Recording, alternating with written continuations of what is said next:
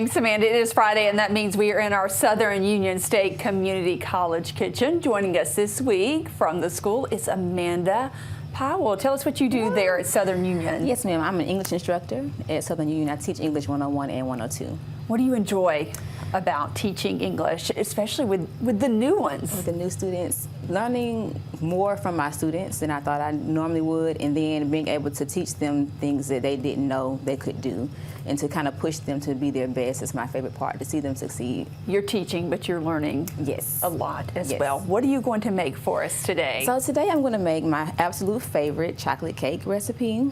And so simple, very simple. So I'm going to go ahead. You have your dry ingredients first. We have a cup of flour, all-purpose flour. We have a cup of sugar, and I have golden sugar here. Which I noticed it looked a little different. It wasn't the white sugar, it's golden sugar. It's golden sugar, and it's actually not as processed. So I guess it's a little healthier for you maybe. And then we have a fourth of a cup of our cocoa powder. And then we have our baking soda, 1 teaspoon. So baking soda, not baking powder. Not baking powder. This is the half a teaspoon of baking powder. So you use both in this recipe? We use both because we have the all-purpose flour. And then we have a fourth of a teaspoon of our salt. So I'm just going to whisk that together to combine it. And then we're going to add our dry ingredients once it's relatively incorporated together. And so I'm going to start with my oil. So I have... It already smells good. I can smell that chocolate already. It's the chocolate rising up. So I have a half a cup of vegetable oil. You can use coconut oil, actually, if you like. Does it give it a little coconut flavor? Yes. I love if you coconut like flavor. Okay, well, you would love it. If you like almond joy, you would. If you don't like almond joy, I wouldn't do the coconut oil. Okay. Then I have a half a cup of buttermilk. Do you let that get to room temperature, or is it fine cold? It's fine cold. My grandmother would say room temperature, but either way it's fine. And then I have my egg here, 1 egg, and then I'm going to just whisk that together as well until it's incorporated.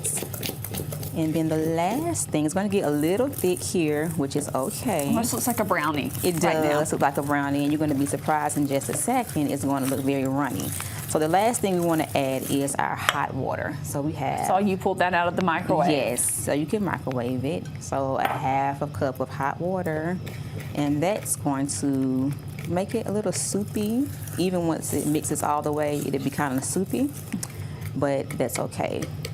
What I love about this is you have used one bowl to mix everything, because usually people will mix their dry ingredients and their wet ingredients, and then you add an egg one at a time, and it takes a little bit longer.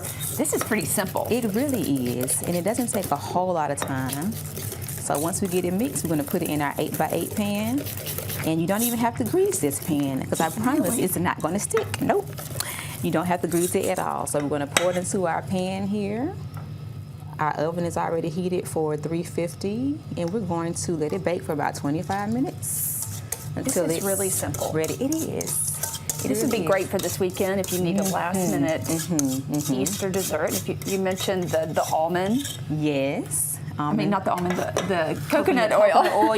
You said almond joy, but coconut oil. Yes. And I love that flavor for Easter, which would be a lot of fun too. Chocolate. Why do you like to make it in a pan like this versus a round pan? It's just easier to me, because if I make it in a pan like this, you don't have to dump it out. You can literally leave it in this pan if you want to. It's just easier. Could you make this into a layer cake? You can. You will probably need to double the recipe, because this is for 1. So you may want to double it 2 or 3 times depending on how big you want your cake to be. You can also make this with cupcakes. So you take this same amount, measurements, and pour it in your cupcake tins, and do cupcakes as well. And then we're going to put the icing on next. Is it a chocolate icing? It is a chocolate icing, and you're going to be surprised at how simple that is as well. 350. 25 minutes. 25 minutes. Easy as that. Yes. Right, we can't wait to make the icing and then taste it.